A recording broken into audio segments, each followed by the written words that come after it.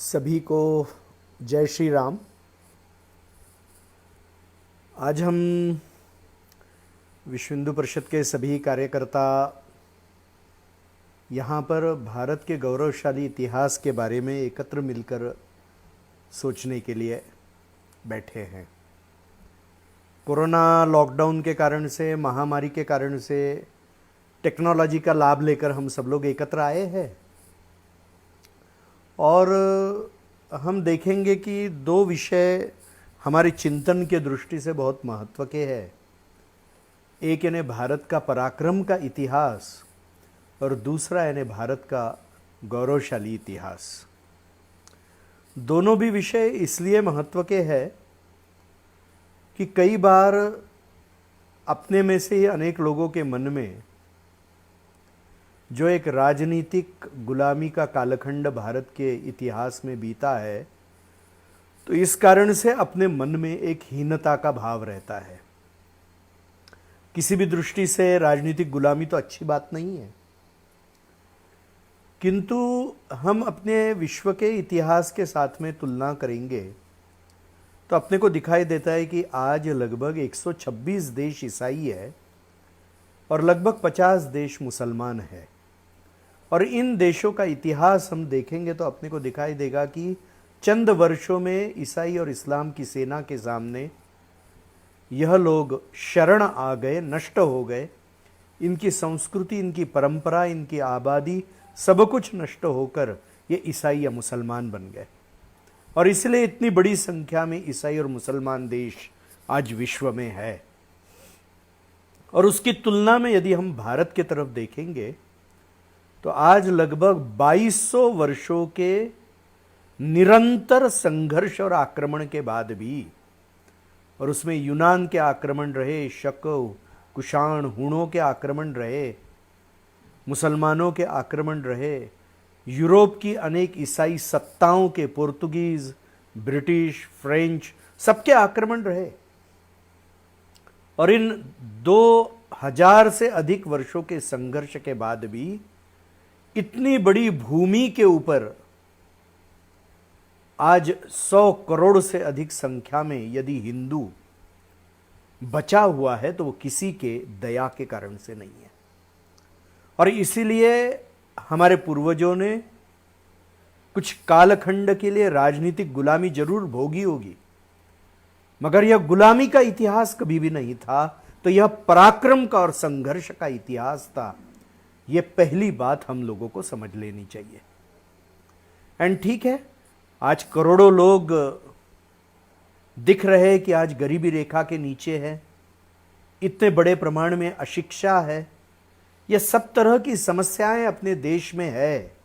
मगर इसके बावजूद भी हमारा अतीत यह गौरवशाली रहा है और उसका यदि हम स्मरण करेंगे, उससे कुछ सीखेंगे, तो हमारा वर्तमान और भविष्य भी पराक्रम और गौरव से परिपूर्ण रहेगा। और इसीलिए जो गलतियां हुई है उनको सुधारना है, जो दोष समाज करके हम में आए हैं उनको ठीक करना है, और साथ ही में जो कठिनाइयां आज दिख रही है, जो चुनौतियां आज दिख रही है, उसके ऊपर विजय पाकर जो हमारा सर्वश्रेष्ठ स्थान विश्व में था उसको हमको पुनः प्राप्त करना है। और इसीलिए ये दो विषय कि जो हमारे गौरवशाली और पराक्रम से परिपूर्ण ऐसे अतीत को दिखाते हैं, उनको एक हृदय की हीनता की भावना हटाने के लिए और एक स्वाभिमान का भाव उसमें निर्माण हो, यह इसके लिए बहुत आवश्यक है। और इसलिए अपने कार्यकर्ताओं ने यह विषय हमारे सामने रखा है। आज हम देख रहे हैं कि अपने देश में अनेक जो जीवन के क्षेत्र है, कला होगी, विज्ञान होगा, अध्यात्म होगा, हर चीज में विश्व में हम सर्वश्रेष्ठ थे। अभी जब हम ऐसा कहते तो लोगों को लगता है अरे ये तो फालतू की बात है, ऐसा कब था, ये तो केवल स्वयं को ऊंचा दिखाने की बात है। मगर सही में हमारे इतिहास का सत्य क्या है?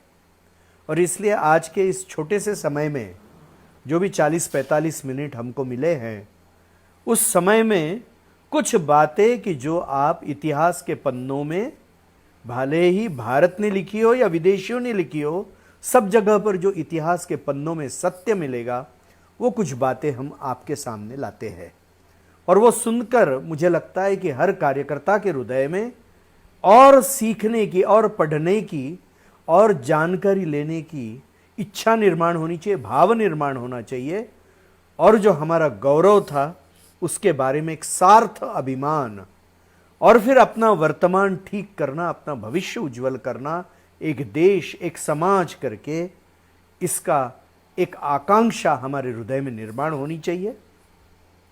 इसलिए यह विषय आपके सामने संक्षेप में रखने का प्रयास करता हूं। हम देखेंगे कि आज मुझे एक वाक्य ध्यान में आता है कि कुछ वर्ष पहले जब ओबामा यह अमेरिका के प्रेसिडेंट थे, तो उन्होंने एक भाषण अमेरिकन विद्यार्थियों के सामने किया था, और उस भाषण में कुछ 5-7 वर्ष पहले की बात है, तो उन्होंने ये बात कही थी कि यदि अमेरिकन विद्यार्थी ठीक से अभ्यास नहीं करेंगे तो फिर भारतीय सब कुछ टेक ओवर करेंगे। ये बात उन्होंने कही, यानी विश्व के मिलिट्री के दृष्टि से, धन के दृष्टि से सबसे संपन्न और सामर्थ्यशाली देश के प्रेसिडेंट ने यह बात कही। और फिर वो कहते हैं कि अमेरिकन स्टूडेंट्स को यह भूलना नहीं चाहिए कि विज्ञान और गणित में भारतीय विश्व में सर्वश्रेष्ठ है, और इसलिए यदि हम प्रयास नहीं करेंगे तो भारतीय पुनः सब कुछ टेक ओवर करेंगे। ये क्यों कहा उन्होंने? हम यदि अपने अतीत में देखेंगे तो गणित का जो आधार है, हम देखेंगे कि जो नंबर सिस्टम जिसको कहते हैं अंक गणित, ये सारे के सारे शून्य से लेकर 1, 2, 3 सारे के सारे अंक यह किसने ढूंढ के निकाले? तो ये हिंदुओं ने ढूंढ के निकाले। पूर्ण विश्व को यह जो नंबर सिस्टम दी गई है, शून्य दिया गया है, वो हिंदुओं ने दिया है। और फिर केवल इतना ही नहीं, तो कितने बड़े अंकों तक, हम रोमन संस्कृति देख ले, हम ग्रीक संस्कृति देख ले, उसके पहले की अन्य संस्कृतियां, सभ्यताएं हम देख लेंगे, तो उनके पास में जो नंबर सिस्टम थी वो बहुत ज्यादा गिन नहीं सकती थी। मगर भारत की जो नंबर सिस्टम थी वो 10⁻21 से भी आगे जाकर, यानी 10 गुना 2 करते ऊपर, 10 स्क्वायर करते तो 100 हो जाता है, 10 क्यूब करते तो 1000 हो जाता है। तो ऐसा 10 के ऊपर 21 लिखेंगे तो कितने बड़े अंक होते, इससे भी अधिक जाकर हमको गिनने की क्षमता थी। तो नंबर सिस्टम को ढूंढने वाले हिंदू थे पूर्ण विश्व में। फिर हम देखेंगे कि आज पाइथागोरस का सिद्धांत बताया जाता है। तो पाइथागोरस का सिद्धांत अभी आया है कुछ सैकड़ों वर्ष पहले, मगर क्या पाइथागोरस का सिद्धांत भारतीयों को पता था कि नहीं था? आज यदि हमारे यहाँ के अत्यंत जटिल ऐसी मंदिरों की स्थापत्य की कला हम देखेंगे, हमारे यज्ञ कुंड देखेंगे, विशाल विशाल 1200-1500 साल पुराने मंदिर देखेंगे, और उसमें जिस तरह के हम देखेंगे, जैसे कि अभी एक कमल मिला है, अभी श्री राम जन्मभूमि का जो समतलीकरण चालू है, तो वहां पर किसी ने बताया कि एक कमल दिखा है। तो वो कमल कैसा है? तो 2 कमल एक के एक अंदर है। तो एक कमल में 29 पंखुड़ियां हैं, दूसरे कमल में 13 पंखुड़ियां हैं। तो दोनों भी अंक जिसको कहते हैं कि प्राइम नंबर्स है, यानी इनका विभाजन नहीं हो सकता, ऐसे अंक है। तो 360 डिग्री को 29 बराबर पंखुड़ियों में कैसा बांटना, या 360 डिग्री को 13 पंखुड़ियों में कैसे बांटना, यह ज्ञान कैसे क्या आ गया? बहुत कठिन है ये, आप करके देखिए। और इसलिए हम देखेंगे कि हमारी जो अनेक स्थापत्य कला थी हजारों साल पुरानी, तो इसके लिए हमारे पास में अनेक तरह की भूमिति का ज्ञान, जिसको कैलकुलस कहते हैं, अलजिब्रा कहते हैं, ट्रिग्नोमेट्री कहते हैं, इस सारे चीज़ों का ज्ञान हमारे पास में था। कोण है, कोण त्रिकोण है, चौकोन है, आयताकृति है, षटकोण है, अनेक तरह की ऐसी बातें हमको पहले से पता थी। और इसलिए पाइथागोरस का सिद्धांत, जिसका क्रेडिट पाइथागोरस को दिया जाता है, हमारे यहां पर उसका उल्लेख 6वीं शताब्दी में जो बुधायन नाम के ऋषि आते, बहुत बड़े गणितज्ञ थे, तो उनको यह पाई की कीमत का, पाइथागोरस के सिद्धांत का, ये दोनों का भी क्रेडिट जाता है बुधायन। और ये कब ढूंढा उन्होंने? 6ठी शताब्दी में ढूंढा उन्होंने ये, यानी आज से 1400 साल पहले, पाइथागोरस के भी सैकड़ों वर्ष पहले उन्होंने यह ढूंढा। फिर हम देखते हैं कि आज क्वाड्रेटिक इक्वेशंस यह गणित में सिखाए जाते हैं। कोई भी आज 9वीं 10वीं के ऊपर के विद्यार्थियों को भी पूछेंगे तो वो क्वाड्रेटिक इक्वेशंस बताएंगे। तो क्वाड्रेटिक इक्वेशंस हमको लगता है कि अभी प्रारंभ हुए, मगर क्वाड्रेटिक इक्वेशंस ढूंढने का भी क्रेडिट श्रीधराचार्य नाम के एक बहुत बड़े गणितज्ञ होकर गए, जिन्होंने क्वाड्रेटिक इक्वेशंस को 11वीं शताब्दी में प्रारंभ किया। आज जिसको हम दशांश पद्धति कहते हैं या डेसिमल सिस्टम कहते हैं, यह डेसिमल सिस्टम भी भारत में ही प्रारंभ हुई। और इसलिए हम देखेंगे कि हमारे यहाँ पर जो गणित का विषय था, उसका चिंतन अत्यंत प्राचीन काल से 2 पद्धति से किया गया, जिसको हम कहते हैं स्कूल ऑफ थॉट या विचारधारा की 2 पद्धतियां। तो एक विचारधारा की पद्धति थी जो कि पूर्णता का विषय करती थी, और दूसरी जो विचार की पद्धति थी वो नेति नेति यानी शून्य का विचार करती थी। और इस दोनों पद्धतियों ने जो चिंतन विकसित किया, उसमें से जबरदस्त ऐसा गणित इसमें से ध्यान में आया है। और इसीलिए हम देखते कि वैदिक गणित भी आज देखेंगे तो बिना कैलकुलेटर के मदद से कितने बड़े बड़े गुणाकार और भागाकार और जोड़ और घटाई हम वैदिक गणित से कर सकते हैं। हम में से कोई भी वैदिक गणित का उपयोग सामान्य रीति से करके उसके चमत्कार देख सकता है। और इसीलिए किसी भी विज्ञान के आधारभूत जो गणित है, वो गणित का प्रारंभ, वो गणित का विकास यदि किसी ने किया होगा तो वो हिंदुओं ने किया। यह हमारे अतीत में छुपा हुआ एक बहुत बड़ा रहस्य है। हम आज देखते हैं कि सब जगह पर वैद्यकीय शास्त्र का कितना बोलाबाला है। आज एलोपैथी का भी बहुत बड़ा बोलाबाला है, मगर विश्व में सबसे पहले जिसको हम कहेंगे कि व्यवस्थित ऐसी चिकित्सा की पद्धति, यह कहाँ पर प्रारंभ हुई? तो चिकित्सा की पद्धति, यह शास्त्रोक्त चिकित्सा की वैद्यकीय पद्धति सबसे पहले भारत में प्रारंभ हुई, और वह थी आयुर्वेद। और आयुर्वेद में इस चिकित्सा के परंपरा में जो प्रारंभ हुई, वो कितने साल पहले प्रारंभ हुई? तो 5000 साल पहले आयुर्वेद, उससे भी बहुत प्राचीन कालखंड में आयुर्वेद का प्रारंभ हुआ। और यह केवल ऐसी जड़ी बूटी वाला ऐसा वाला मामला नहीं है, यह शास्त्रोक्त पद्धति है। और इसमें चिकित्साओं की 2 मुख्य परंपराएं थी। एक तो थी धन्वंतरी परंपरा, कि इसमें शल्य चिकित्सा की प्रधानता थी। धन्वंतरी परंपरा के जो सर्वश्रेष्ठ आचार्य अभी तक माने गए हैं, उनका नाम है सुश्रुत। और दूसरी जो हिंदू चिकित्सा की परंपरा थी, उसको कहते आत्रेय परंपरा। और आत्रेय परंपरा में काया चिकित्सा की प्रधानता थी, और इसके जो सबसे प्रमुख आचार्य रहे हैं उनको चरक कहते हैं। और इसलिए हम देखेंगे कि हिंदू चिकित्सा की जो शास्त्रीय पद्धति है, उसमें शल्य चिकित्सा भी थी और काया चिकित्सा भी थी। अभी ब्रिटेन के कुछ शल्य चिकित्सकों ने, ब्रिटिश शल्य चिकित्सकों ने शल्य चिकित्सकों का एक कैलेंडर प्रसिद्ध किया। तो उसमें सबसे पहला, सबसे प्रसिद्ध, सबसे प्रथम शल्य चिकित्सक यानी सर्जन, तो ब्रिटिश लोगों ने किसका नाम डाला है? तो उन्होंने सुश्रुत का चित्र उसमें छापा है। यह एक तरीके की रिकॉग्निशन है, स्वीकार्यता है कि शल्य चिकित्सा का मूल काम यह कहाँ प्रारंभ हुआ? तो वो भारत में। आज भी अनेक जगह पर जब एक्सकेवेशंस होते हैं, यानी आर्कियोलॉजिकल सर्वे ऑफ इंडिया के, तो कई जगह पर ऐसे इंस्ट्रूमेंट्स भी मिले हुए हैं, ऐसे शस्त्र क्रिया के, शल्य क्रिया के ऐसे अनेक औजार मिले हुए हैं कि जो अत्यंत प्राचीन है।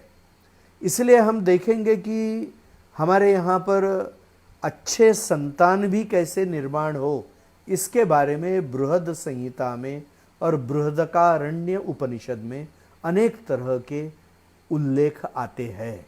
वैसे ही हम देखेंगे कि इसका उल्लेख फ्रांस में और कनाडा में कुछ चिकित्सकों ने अभी करना प्रारंभ किया है। तो शल्य चिकित्सा के अनेक उदाहरण आते हैं। प्लास्टिक सर्जरी का थोड़ा बहुत उल्लेख ब्रिटिश और हिंदू मराठाओं के एक युद्ध में पूना के पास में जो एक शल्य चिकित्सा हुई थी, उसका एक हिस्टोरिकल रिकॉर्ड एक युद्ध के बाद में आया है। वैसे ही हम देखेंगे कि टीकाकरण का पहला इंसिडेंट जो ब्रिटेन में हो गया, तो वो ब्रिटेन में 1798 में हुआ, मगर बंगाल में टीकाकरण का, स्मॉल पॉक्स के टीकाकरण का एक उल्लेख मिलता है, वो 1731 में मिलता है, यानी ब्रिटेन के पहले भी 60 वर्ष पूर्व। और इसलिए ऐसे अनेक उल्लेख, कैटरैक्ट का ऑपरेशन, किडनी स्टोन का ऑपरेशन, इसका भी उल्लेख हमारे यहाँ पर सुश्रुत और उसके बाद के अनेक ग्रंथों में मिलता है। और ऐसे शल्य चिकित्सा करने वाले लोग थे, इसका भी उल्लेख मिलता है। हम शिक्षा के दृष्टि से देखेंगे आज की स्थिति कैसी कि भारत से लगभग 1 लाख विद्यार्थी प्रतिवर्ष कम से कम अमेरिका में शिक्षा के लिए जाते हैं, और अपने देश में आज निरक्षरता का प्रमाण यह लगभग 50% हो गया है। इस संघर्ष के कालखंड में हमने क्या क्या खोया, इसका यह केवल एक ज्वलंत उदाहरण है। मगर शिक्षा के क्षेत्र में हमको दिखता है, क्या दिखता है, तो विश्व की सबसे प्राचीन जो यूनिवर्सिटी या विश्वविद्यालय, तो वो कहाँ था? पूर्ण विश्व इसकी मान्यता देता है, वह यानी तक्षशिला में था। तक्षशिला कहाँ आती है? आज का जो पाकिस्तान है उसमें तक्षशिला आती है। और जब हम चंद्रगुप्त और चाणक्य का इतिहास पढ़ते हैं, तो अलेक्जेंडर का जो प्रथम आक्रमण हुआ था, तो अलेक्जेंडर के आक्रमण के समय हम देखते कि चाणक्य इसी तक्षशिला विद्यालय में, विश्वविद्यालय में पढ़ाते थे। और इसीलिए हम देखेंगे कि वहां पर कितने विद्यार्थी थे, तो ऐसा बताया गया है कि 10,000 से ज्यादा विद्यार्थी वहां के रेसिडेंशियल स्कूल, यानी आज हम लगभग 2300 साल पहले की बात कर रहे हैं, तो 2300 साल पहले इतना बड़ा विश्वविद्यालय था कि जिसमें 10,000 से ज्यादा विद्यार्थी रहते थे। और कितने विषयों की शिक्षा दी जाती थी, तो उसमें 60 से ज्यादा विषयों की शिक्षा उसमें दी जाती थी। और विश्व के अनेक देशों के विद्यार्थी आकर 2200-2300 साल पहले भारत में पढ़ते थे। यानी कहां से हम कहां आ गए। इस संघर्ष के कालखंड में हमने कितना खोया, कितना नुकसान हो गया, कितनी हमारे समाज के अंदर की व्यवस्थाएं चरमरा गई, कितनी नष्ट भ्रष्ट हो गई, इसका ये एक ज्वलंत उदाहरण है। मगर विश्व का सर्वश्रेष्ठ विश्वविद्यालय, ऐसा जो सबसे प्राचीन तो तक्षशिला है, मगर सर्वश्रेष्ठ जो विश्वविद्यालय माना गया था प्राचीन कालखंड का, वह नालंदा का माना गया था। उसी के साथ में विक्रमशिला का भी बहुत बड़ा एक विश्वविद्यालय था। और यहाँ पर भी हजारों विद्यार्थी यह रेसिडेंशियल स्कूल में रहते थे। और यहाँ पर भी ऐसे ही 60 से अधिक विद्यार्थी यहाँ पढ़ते थे। ऐसा कहते हैं कि नालंदा के ऊपर जो बख्तियार खिलजी ने हमला करके उसको जला दिया, तो उसको जलाने के बाद में उसके लाइब्रेरीज में जो किताब थे लगभग 6 महीनों तक जलते रहे। यानी इतने ज़्यादा किताब वहाँ पर थे। हम देखेंगे कि क्यों हम हमला किया, तो ऐसा बताते कि बख्तियार खिलजी को जिसने ठीक किया वहाँ के एक बौद्ध साधु थे, और उसको इतना क्रोध आया कि जो मेरा हकीम मुझे ठीक नहीं कर सकता है, यह बौद्ध साधु ने कैसे क्या मुझे ठीक कर दिया, और इसलिए इनका यह ज्ञान मैं नष्ट कर दूंगा। और इसी एक पीड़ा से प्रेरित होकर उसने, इस द्वेष से प्रेरित होकर उसने नालंदा का विश्वविद्यालय नष्ट कर दिया। आज हम देख रहे हैं कि संस्कृत, यह जो भाषा कि जो अनेक यूरोपियन और भारतीय भाषाओं की जननी मानी जाती है, यह भाषा कंप्यूटर के लिए आज सर्वोत्तम भाषा हो सकती है, इस निष्कर्ष तक लोग पहुंच गए। तो शिक्षा के क्षेत्र में भी अनेक जो सारे हम बातें कर रहे हैं, हम शोध के बारे में देखेंगे कि हम देखेंगे कि आज वायरलेस का जो शोध है वो किसने लगाया, तो भारत के एक वैज्ञानिक हैं जिनको जगदीश चंद्र बोस कहते हैं, इन्होंने वायरलेस, जो वायरलेस के कारण से सारा कम्युनिकेशन, सारा संवाद होता है विश्व भर में, वो वायरलेस का शोध करने वाले जगदीश चंद्र बोस थे। वनस्पतियों में प्राण नहीं है, ऐसे ही संपूर्ण विश्व के सारे शास्त्रज्ञ मानते थे। मगर आज वनस्पतियों में प्राण है, ये विज्ञान के आधार के ऊपर सिद्ध करने वाले भी जगदीश चंद्र बसु थे। ये बहुत मूलभूत बातें हैं। आज हम देखते हैं कि लोग कहते कि हमको पेशी दे दीजिए, स्टेम सेल, तो वो स्टेम सेल देंगे। स्टेम सेल यानी जो हमारी नाल होती है जन्म के समय, माँ को बच्चे के साथ में जोड़ने वाली नाल रहती है, उसके अंदर की सेल्स रहती है। तो वहाँ की जो स्टेम सेल है, वो स्टेम सेल से हम लोग कोई भी अवयव बना सकते हैं, शरीर के अंदर का कोई भी ऑर्गन हम बना सकते हैं। ऐसा विज्ञान अभी सामने आया है।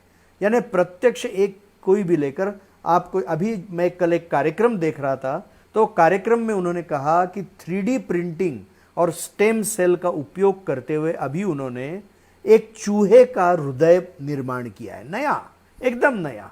तो अभी सभी वैज्ञानिक प्रयास कर रहे हैं कि स्टेम सेल के आधार के ऊपर शरीर के अंदर का कोई भी ऑर्गन निर्माण करना चाहिए। यह जो चमत्कृत करने वाला ऐसा जो विज्ञान है, ये किसने ढूंढ के निकाला? तो डॉक्टर मतलापुरकर जी करके एक बहुत बड़े वैज्ञानिक अपने भारत के हैं। उन्होंने 1991 यानी आज से लगभग 30 वर्ष पहले इस स्टेम सेल रिसर्च का प्रारंभ किया। तो हम देखेंगे कि विज्ञान और शास्त्र के दृष्टि से पहले भी और अभी भी धीरे धीरे कितनी बड़ी बड़ी बातें अपने लोगों ने निर्माण की है। अभी हम देखेंगे कि कृषि के दृष्टि से हम यदि देखते हैं तो आज स्थापत्य कला एक ऐसा विषय है कि जिसमें आज हम देखेंगे कि आर्किटेक्चर है, हर तरह का विषय है, मंदिर बनाना है, भवन बनाने हैं। तो हमको यह ध्यान में आता है कि हमारे यहाँ पर इसके विलक्षण उदाहरण ध्यान में आते हैं। अभी हम देखेंगे कि पूर्ण आज हम प्लैन्ड सिटी, स्मार्ट सिटी, ऐसे सारे शब्द प्रयोग कर रहे हैं और विश्व के सारे शहरों को देखते हैं। मगर विश्व में आज विश्व की पहली प्लैन्ड सिटी यानी योजना पूर्वक बनाई हुई शहर ऐसा कौन सा माना जाता है? तो आपको सुनकर आश्चर्य होगा कि विश्व का पहला प्लैन्ड या योजना से बनाया हुआ शहर यानी वाराणसी माना जाता है। हमारा बनारस, हमारी वाराणसी, हमारी काशी, यह विश्व का पहला नियोजित शहर माना जाता है।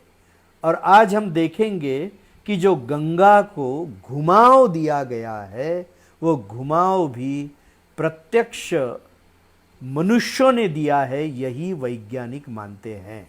और इसलिए गंगा की 2 शाखाएं बनाकर उसको कैसे बाढ़ के नियंत्रण में लाया जा सकता है, यह अत्यंत प्राचीन काल में किया गया है। एक ब्रिटिश बहुत बड़े साइंटिस्ट है, उन्होंने ये बात कही है कि जो भारत में भगीरथ प्रयत्न करके लिखा जाता है, या इक्ष्वाकु वंश के राजाओं ने, भगीरथ ने गंगा को प्रसन्न करके स्वर्ग से पृथ्वी के ऊपर लाया, ये जो कथा है, तो प्रत्यक्ष गंगा को मनुष्यों ने प्रयत्न करके तिब्बत से भारत तक लाया है। यानी गंगा में जो गंगा जो हिमालय में पूर्व पश्चिम बहती थी, वो दक्षिणाभिमुख कैसे हो गई, तो उसी के लिए भगीरथ प्रयत्न कहा जाता है। और उन्होंने कहा कि दक्षिणामुखी भारत की जितनी भी नदियां हैं, वह मनुष्य द्वारा निर्मित सारे के सारे नहर है। ऐसा बताया जाता है हमारे शास्त्रों में कि भगीरथ ने यह विषय, सगर के राजाओं ने यह विषय पूर्ण किया, मगर यह करने को उनको 4 पीढ़ियां लगी और इनको भगीरथ को अंत में यानी यश आया। और इसलिए भगीरथ प्रयत्न यानी मनुष्यों का यह प्रयत्न रहा है। और इसलिए जल प्रदायों की व्यवस्था यह भी हमको सर्वत्र दिखाई देती है। आज हम देखेंगे तो अपने देश में लगभग जो अनेक प्राचीन शहर मिले हैं, जैसे कि अभी शिवगंगे डिस्ट्रिक्ट है तमिलनाडु में, वहाँ पर मोहेंजोदाड़ो से भी प्राचीन शहर मिला है। वैसे ही हम देखेंगे तो सिंध के क्षेत्र में, भारत के क्षेत्र में भी मोहनजोदाड़ो का सारा शहर मिला है। अभी उत्तर प्रदेश में और हरियाणा में भी लगभग 4,500 साल पुराने क्षेत्र जमीन के नीचे मिले हुए हैं। सरस्वती की भी जो खोज हुई है, तो ये सारी बातों को देखने के बाद में हमको जलाशय, नहर, बड़े बड़े तालाब बनाने के ज्ञान का बहुत बड़े उदाहरण हमको मिलते हैं कि जो विश्व में कहाँ पर भी नहीं मिलते हैं। वैसे ही हम अनेक दुर्ग देखेंगे भारत में, प्राचीन दुर्ग, तो उन दुर्गों में भी बिना मोटर के नीचे से ऊपर पानी कैसे लेके जाना, इसकी भी कुछ व्यवस्थाएं प्राचीन समय की दिखाई देती है। और इसीलिए हम देखेंगे कि आज हम स्थापत्य कला का भी स्थान देखते हैं तो मोहनजोदाड़ो में अपने को दिखाई देगा कि रास्ते कैसे बनाना, इसका ज्ञान था। समांतर रास्ते कैसे बनाना, इसका भी ज्ञान था। स्नान गृह यानी भोजन गृह, अनेक लोग बैठ सकेंगे ऐसे अत्यंत विशाल भवन ये बनाने का था। आज श्रीरंगपट्टनम का हम मंदिर देखेंगे तो उसके अंदर 1000 खंभों का मंदिर है वह। और इसीलिए वैसे ही हम देखेंगे तो कांजीवरम भी इसका एक बहुत बड़ा उदाहरण हमको दिखाई देता है। हम बढ़ते हैं तो द्वारका, डॉक्टर SR राव है कि जो द्वारका को जिन्होंने उत्खनन करके ढूंढ के निकाला। हम महाभारत में कथा पढ़ते हैं कि भगवान श्री कृष्ण ने अर्जुन को संदेशा भेजा कि अभी मेरा अंत का समय आ गया है, तो द्वारका के सारी महिलाओं को आप लेके जाइए, क्योंकि द्वारका में इस दिन तक आप नहीं पहुंचेंगे तो द्वारका को समुद्र पूर्ण लेके जाएगा। हम पढ़ते हैं और अभी लोगों को लगता है कि अरे ये क्या कथा ही है केवल, ये तो लोग उसको कहते हैं कि अरे ये तो केवल कथा है, सही में थोड़ी समुद्र ने द्वारका को लिया होगा, महाभारत में लिखा है तो क्या हो गया। मगर हम देखेंगे कि डॉक्टर SR राव ने जब उत्खनन किया द्वारका के निकट के समुद्र का, तो उनको प्रत्यक्ष प्राचीन काल की द्वारका मिली है, प्रत्यक्ष उसके भवन मिले हैं, उसकी दीवारें मिली है। और उनको इतना ही नहीं तो एक के नीचे एक ऐसी 7 द्वारका मिली है। यानी महाभारत को तो 5000 वर्ष पूर्ण हो गए और समुद्र ने उस द्वारका को पूर्ण अपने अंदर ले लिया। आज की द्वारका तो नहीं है, मगर हमारे इतिहास में लिखे हुए ये सारी बातें अपने को दिखाई देती है। और इसीलिए स्थापत्य कला का यह जो एक उदाहरण है द्वारका, इसका जीता जागता उदाहरण हमारे सामने आज है। वैसे ही हम देखेंगे कि बंदरगाह, लोगों को लगता है कि जहाज तो आज हमको खरीदने पड़ रहे, तो लोगों को लगता है कि अरे जहाज की कला हमको कहाँ आती होगी, हमको तो विदेशियों से ही सीखनी है। मगर मार्को पोलो लगभग 13वीं 14वीं शताब्दी के बाद में भारत में आया था और वह मार्को पोलो ने लिखकर लिखा है कि भारत में जो जहाज थे, जो यूरोप में जहाज थे, उससे भी दुगने ताकत के, दुगने आकार के थे। उन्होंने कहा था कि यूरोप के जहाज जो थे उसमें लगभग यानी 100-150-200 लोग ही उसको चलाने की स्थिति में रहते थे, मगर भारत की जहाज़ों में कम से कम 300 लोगों की आवश्यकता होती थी। यानी इतने बड़े वो जहाज होते थे। 4000 जिसको हम कहेंगे कि बोरे जिसमें रखे जाएंगे, इतना उसका कैपेसिटीज था। टन के हिसाब से भी जो भारत में बनने वाले जहाज थे वो टनेज में यूरोप के जहाज़ों से दुगने थे। ब्रिटिशों के आने के बाद में जैसे हमारे यहाँ के अनेक उद्योगों को नष्ट किया गया, वैसा ही जहाज उद्योगों को भी नष्ट किया गया। जो गुजरात का लोथल बंदरगाह है सौराष्ट्र का, आज विश्व का यह सबसे प्राचीन बंदरगाह माना जाता है। आज भी वो हम देख सकते हैं। इसकी लंबाई यह 300 मीटर और चौड़ाई 400 मीटर, इतना बड़ा यह बंदरगाह था। और इस बंदरगाह में हर तरह के रहने के स्थान, उसके बाहर में शहर की रचना ऐसी थी और समुद्र शहर के अंदर न घुस सके, इसके लिए उन्होंने अपने क्षेत्र में पूर्ण समुद्र के अंदर चारों ओर से दीवाल बनाई हुई है समुद्र के अंदर, आज भी वो दिखाई देती है कि जिस कारण से वो समुद्र का पानी बाढ़ के स्वरूप में, ज्वार के स्वरूप में शहर के अंदर न घुसे। यानी यह बंदरगाह कम से कम 2500 साल पुराना है। और उसके बाद की जो संस्कृतियां आई, जिसमें हम देखेंगे कि फोनेशियन या रोमन संस्कृति के बंदरगाह हम देखते हैं, उससे भी प्राचीन और उससे भी प्रगत यह लोथल बंदरगाह हमको दिखाई देता है। और इसीलिए जल प्रदाय की व्यवस्था हो या स्थापत्य का क्षेत्र हो, ये दोनों दृष्टि से भी हमने यह आज इसके उदाहरण अपने को दिखाई देते हैं। कोणार्क का सूर्य मंदिर देखना चाहिए, एलोरा का मंदिर देखना चाहिए, हम एलिफंटा की गुफाएं देखनी चाहिए जो मुंबई के पास में है, हमने उड़ीसा का लिंगराज मंदिर देखना चाहिए, हमने खजुराहो का मंदिर देखना चाहिए, गुजरात के गिरनार पर्वत के ऊपर के मंदिर देखने चाहिए, श्रीरंगपट्टनम के मंदिर देखने चाहिए, श्री रामेश्वरम का 11वीं शताब्दी का मंदिर देखना चाहिए, मदुराई का मीनाक्षी मंदिर देखना चाहिए। यह सब देखेंगे तो 1000, 1500, 2000 साल प्राचीन कालखंड में कितना प्रगत स्थापत्य की कला, कितनी प्रगत गणित का ज्ञान, हर तरह का ज्ञान अपने पूर्वजों के पास में था। यह देखकर आश्चर्य होता है। अभी अजंता एलोरा की गुफाओं में आप जाएंगे तो वहां पर जो चित्रकला की हुई है छत के ऊपर और सारे आसपास के दीवालों के ऊपर, तो उसमें जो रंग लगाए हैं तो वो तो उत्खनन के बाद मिले, वो तो मिट्टी के नीचे दबी हुई ये गुफाएं थी। तो जब उसका समय निकाला गया कार्बन डेटिंग से, तो वो गुफाएं कम से कम 1500 साल पुरानी है, ऐसा ध्यान में आया। मगर वो मिट्टी 1500 साल से उसके ऊपर लगी हुई थी, वो हटाने के बाद में सारे के सारे रंग जैसे के वैसे थे। रंगों के जिसको सुंदरता में कोई भी कमी नहीं आई थी। आज कितना भी महंगा रंग हम लेंगे तो हमको याद है कि 8-10 वर्षों में अपने घर की पुताई हमको पुनः करनी पड़ती है।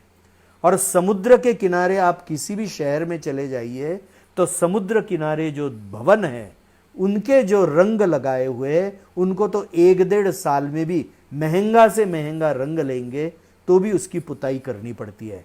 तो 1000 साल मिट्टी के नीचे दबे हुए रंग तैयार करने की कला कैसे क्या हमारे लोगों के पास में थी। आज भी इतनी प्रगत विज्ञान होते हुए भी हमको दिखाई देगा कि यह रंग के साथ में हम कभी भी इसको नहीं बना सकते हैं आज के विज्ञान के आधार के साथ भी। मगर प्राचीन काल में हमारे पूर्वजों ने ये रंग बनाए थे। और इसलिए चित्रकला हो, अन्य अन्य तरह की ये कलाएं हो तो हमको दिखाई देगा। हम खगोल विज्ञान का विषय करते हैं, एस्ट्रोनॉमी, एस्ट्रोलॉजी भी है हमारे पास में, एस्ट्रोनॉमी भी है। अभी इंडोनेशिया से कुछ पंचांग कुछ वर्ष पहले, लगभग 200 वर्ष पहले मिले थे। तो फ्रेंच लोग और डच लोग, इंडोनेशिया में डच लोगों की कॉलोनी थी, तो वहाँ के पंचांग यह फ्रांस भेजे गए 300 वर्ष पहले। तो पंचांगों में ग्रहों की स्थिति उसके पहले 5000 वर्षों की लिखी हुई थी। और जब फ्रांस के सारे खगोल शास्त्रियों ने वो सारी कंप्यूटर के अनुसार अभी वो सारी गणित ग्रहों की स्थिति देखी, तो वो भारतीय पंचांगों में जो ग्रहों की स्थिति 5000 साल पहले की भी बताई थी, वो अत्यंत जिसको कहेंगे एक्यूरेट थी। ये उनको ध्यान में आया। देखिए, हम गैलीलियो का नाम सुनते हैं, अन्य अनेक खगोल तज्ञों का नाम सुनते हैं कि क्रिश्चियन चर्च ने 200 वर्ष पहले, 300 वर्ष पहले, 400 वर्ष पहले पृथ्वी गोल है ऐसा कहने वाले कितने शास्त्रज्ञों का, कितने वैज्ञानिकों का जान से उनको मार डाला। क्यों? क्योंकि ईसाई यह मानते थे कि पृथ्वी तो सपाट है एकदम, कोई यदि सीधा जाएगा तो थोड़ी देर के बाद में पृथ्वी से नीचे गिर जाएगा। और इसीलिए पृथ्वी गोल ये मानते नहीं थे। मगर हमारे यहाँ पर हजारों वर्षों से ये माना गया है कि पृथ्वी गोल है। न्यूटन के पहले भी 550 वर्ष भास्कराचार्य ने दो बातें कही थी। एक तो बात उन्होंने यह कही थी कि पृथ्वी गोल है, और दूसरी बात उन्होंने कही थी कि ग्रहों के जो सारे गोल अंतरिक्ष में दिखाई देते हैं वो परस्पर आकर्षण के कारण से अपने जगह पर रहते हैं। पृथ्वी अपने अक्ष के ऊपर घूमती है, पृथ्वी स्थिर नहीं है, वो स्वयं के आसपास भी घूमती है, स्वयं के अक्ष के भोवताल, और किसी अन्य तरीके से भी घूमती है। यह भास्कराचार्य ने 550-600 साल पहले ही बता दिया था। उन्होंने यह भी बताया था कि चंद्र और सूर्य ग्रहण ये राहु केतु के कारण से नहीं होते हैं, तो बल्कि पृथ्वी और चंद्र की छाया के कारण से होते हैं। और इसीलिए हम देखेंगे कि अनेक तरह की बातें जो आज हम स्वाभाविकता से स्वीकारते हैं और हमको लगता है कि पश्चिम के वैज्ञानिकों ने इसको ढूंढा है, तो हमारे खगोलविदों ने यह बातें अनंत काल पहले ये ढूंढ के रखी थी। आर्यभट्ट ने तो सूर्य के विविध ग्रहों की गति और उसके अंतरों को भी लिखा था, बिना यंत्र के, गणित के केवल आधार के ऊपर ग्रहों का सूर्य से अंतर कितना है यह केवल गणित के आधार के ऊपर निकाला है। आज भी जो कंप्यूटर से निकाले हुए आंकड़े हैं उनसे ही मिलते जुलते आंकड़े आर्यभट्ट ने केवल जो गणित के आधार के ऊपर निकाले थे उसके कारण से मिले हैं। और इसीलिए हम देखेंगे कि खगोल विज्ञान में भी हमको यह दिखाई देता है। तो गणित हो, धातु शास्त्र में देखेंगे तो आज भी जैसे दिल्ली का जो लोह स्तंभ है उसको अनंगपाल जो दिल्ली के राजा थे उन्होंने सबसे पहले मथुरा से लाया। पहले दिल्ली का यह लोह स्तंभ मथुरा में था, मगर दिल्ली शहर जब स्थापित हुआ तो उसमें मथुरा से इस लोह स्तंभ को उखाड़कर दिल्ली में गाड़ा गया। आज भी यह लोह स्तंभ के ऊपर कोई भी जंग चढ़ा नहीं है। और इसीलिए हम देखेंगे कि लोहे के काम में सर्वश्रेष्ठ पूर्ण विश्व में भारत का ही लोहा माना जाता था। धातु का काम, अनेक धातु केवल भारतीयों को ही पता था। देखिए, एक हम यदि यूरोपियन पुराना साहित्य पढ़ते हैं तो उसमें एक शब्द आता है क्विक सिल्वर। तो क्विक सिल्वर यानी क्या? क्विक का अर्थ अंग्रेजी में होता है जो गतिमान है, और दूसरा सिल्वर का अर्थ होता है चांदी जैसा जो दिखता है। तो क्विक सिल्वर वो किसको कहते थे? तो पारे को कहते थे। पारा क्या है ये यूरोप के लोगों को पता भी नहीं था, उसको वो क्विक सिल्वर कहते थे, और वह भी उनको 300-400 साल पहले पता चला। हमारे यहाँ पर पारा का चिकित्सा में उपयोग आयुर्वेद में हजारों वर्षों से चल रहा है। हम हीरे की बात करेंगे तो 1890 तक यानी 1890 तक पूर्ण विश्व में हीरो का एकमेव स्रोत यह भारत था। और इसीलिए हम देखेंगे कि धातु हो, अनेक तरह के ऐसे शास्त्र हो, अनेक तरह के पदार्थ हो, इसका ज्ञान केवल और केवल हिंदुओं के पास में था। हम देखते कि वस्त्र, तो आज वैदिक आख्यानों में कपास का पहला उल्लेख पूर्ण विश्व में वैदिक आख्यानों में आता है कि कपास का पेड़ किसने लगाया? तो एक ऋषि का नाम आता है, उनका नाम है गृत्समद। ये गृत्समद ऋषि पहले थे कि जिन्होंने कपास का पेड़ लगाया, और कपास से वस्त्र कैसे बनाना यह जो प्रारंभ किया है, विनोबा भावे जी ने यह लिखकर रखा है कि वैदिक आख्यानों में यह उल्लेख आता है। हम देखेंगे तो विश्व में सूती मलमल के वस्त्र इसका एकमेव स्रोत हजारों वर्षों तक केवल और केवल भारत था। ब्रिटिश और यूरोप के अनेक लोगों को भारत में आने के बाद में यह सूती वस्त्र का पता चला है। और इसलिए स्वामी विवेकानंद जी ने यह बात कही जब इंग्लैंड में वो भाषण दे रहे थे कि मैं ऐसे लोगों की और ऐसे समय की बात कर रहा हूँ, भारत के गौरव की जब मैं बात करता हूँ तो उन्होंने बात की तो एक ब्रिटिश व्यक्ति बहुत अहंकार में था, क्योंकि ब्रिटिशों की सत्ता उस समय भारत में थी। तो एक राजनीतिक दृष्टि से जो गुलाम है उस देश का आदमी इंग्लैंड में आकर हमको भाषण दे रहा है, उससे वो तिलमिला गया और उसने स्वामी विवेकानंद जी को कहा कि आप कौन से गौरव की बातें कर रहे हैं, आप यदि इतनी गौरव की बातें कर रहे हैं तो हमको कैसे पता नहीं चला। हाँ, क्योंकि उनकी सत्ता थी पूर्ण विश्व भर में, तो अहंकार था। तो जब उन्होंने ऐसा कहा तो स्वामी विवेकानंद जी हंस दिए और उन्होंने कहा मैं उस समय की बात कर रहा हूं कि जिस समय आपके पूर्वज गुफाओं में नंगे रहते थे। और इसलिए जो संस्कृति इतने प्राचीन काल से चल रही है तो उस के कितने बड़े गौरव के विषय है, मगर इस 2200-2300 वर्ष के संघर्ष के कालखंड में हम देखेंगे कि बहुत बड़ी अपने ज्ञान के भंडार, हमारा स्वाभिमान, हमारा अपने प्रति रहने वाला एक गौरव का भाव, इसमें भी कमी आई है। यह शास्त्र जिस भाषा में लिखे हुए उस भाषा का सामान्य व्यक्ति के हृदय में अभी ज्ञान नहीं रहा है। और इसीलिए अपने जैसे विमान की विद्या है, नौका शास्त्र है, अनेक तरह के ऐसे शास्त्र है, अनेक तरह की ऐसी बातें हैं, संगीत की कला है, जैसे मैंने चित्रकला की बात की तो संगीत की भी कला है, वाद्य है, शस्त्रास्त्र है। ये सारी बातों में जो भारत, जो हिंदू समाज सर्वश्रेष्ठ था, अपनी ज्ञान की आराधना छोड़ने के कारण से हिंदू समाज का संगठन, कलाई का दम कम हो जाने के कारण से हमारे सर्वस्व का नाश होने की दिशा में हम चले गए। हम एक मंत्र कहते हैं ना, कराग्रे वसते लक्ष्मी करमध्ये सरस्वती करमूले तु गोविंद प्रभाते कर दर्शनम। यानी कर के अग्र में लक्ष्मी है, उसके पीछे कर के मध्य में सरस्वती है। यह सरस्वती नहीं रहेगी तो लक्ष्मी मिल नहीं सकती है, या लक्ष्मी मिलने के बाद टिक भी नहीं सकती है।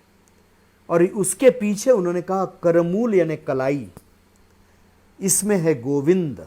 और जिस दिन कलाई का दम कम हो जाता है तो यह सरस्वती और लक्ष्मी दोनों भी नष्ट हो जाती है। भारत का इतिहास यही है। हम देखेंगे कि एक सामूहिक कलाई हमारे समाज के संगठन की, देश के संगठन की ताकत जब कमजोर हो गई, हमारी एकता, एकात्मता कमजोर हो गई तो हमारा सब कुछ लुट गया। हमारी भूमि गई, हमारी आबादी नष्ट हो गई, हमारा ज्ञान, विज्ञान सब कुछ तहस नहस हो गया और इसी कारण से हमारी संपत्ति नष्ट हो गई। एक बहुत बड़े अर्थशास्त्री है ब्रिटेन के, मेडिसन उनका नाम है, उन्होंने अभी लिख कर रखा है, उन्होंने हिस्ट्री ऑफ वर्ल्ड लिखी है, आर्थिक हिस्ट्री, फाइनेंशियल हिस्ट्री विश्व की लिखी है। तो वो लिखते हैं कि सन 1500 तक विश्व में जो अर्थव्यवस्था थी उसमें का 33% हिस्सा भारत के हाथ में था। यानी 1500वें ईस्वी तक, यानी 16वीं शताब्दी तक, यानी इतने दीर्घ आक्रमण के बाद भी भारत का पूर्ण विश्व के इकोनॉमी में हिस्सा 33% था। उसके बाद में आक्रमण चालू ही रहे। तो 1700वें सदी में, 18वीं शती में वो बताते हैं कि भारत का विश्व के सारी अर्थव्यवस्था में जो हिस्सा था वो 21% था। यानी इतने दीर्घ कालखंड, मारकाट, इतने लूट मार के बाद भी, इतने संघर्षों के बावजूद भी आज हम देखेंगे कि भारत की स्थिति क्या थी। और इसीलिए आज हम पुनः, जैसा अपना स्वाभिमान, अपनी व्यवस्थाएं निर्माण हो रही है, हिंदू हिंदू करके जागरूक होकर संगठित हो रहा है और हिंदू चिंतन के आधार के ऊपर जैसे जैसे व्यवस्थाएं विकसित हो रही है, अभी केवल 70 वर्ष के बाद में, स्वतंत्रता के बाद, आज हम 5वें क्रमांक की इकोनॉमी विश्व में बन गए हैं। और IMF और वर्ल्ड बैंक ये कह रहे हैं कि 2025 और 30 के बीच में शायद भारत विश्व की दूसरी या तीसरी क्रमांक की भी अर्थव्यवस्था बन सकता है। और इसलिए अपने अंदर के आत्मबल का, हमारी क्षमताओं का हमको स्वाभिमान से स्मरण करना चाहिए और उनको आज के चुनौती के कालखंड में कैसे विकसित करना। हमारे में से पढ़े लिखे लोग जीवन के हर क्षेत्र में जाकर अपने चिंतन के आधार के ऊपर भारत के विकास की योजनाएं बनाएं और जो आत्मनिर्भर भारत का हमारा लक्ष्य है उसको अपने चिंतन और कर्तृत्व के बल के ऊपर, अपने प्रयासों के बल के ऊपर, अपने विवेक के बल के ऊपर कैसा हम निर्माण करें, यह प्रेरणा हमने अपने गौरवशाली इतिहास के लेनी चाहिए। संक्षेप में यह बहुत विशाल विषय आपके सामने रखने का मैंने प्रयास किया है। हम में से सब ने इस विषय का वाचन करना चाहिए ताकि अपने कार्य के प्रति हमारी जो निष्ठा है, हमारी जो ऊर्जा है, उसमें निश्चित रूप से वृद्धि होगी। जय श्री राम।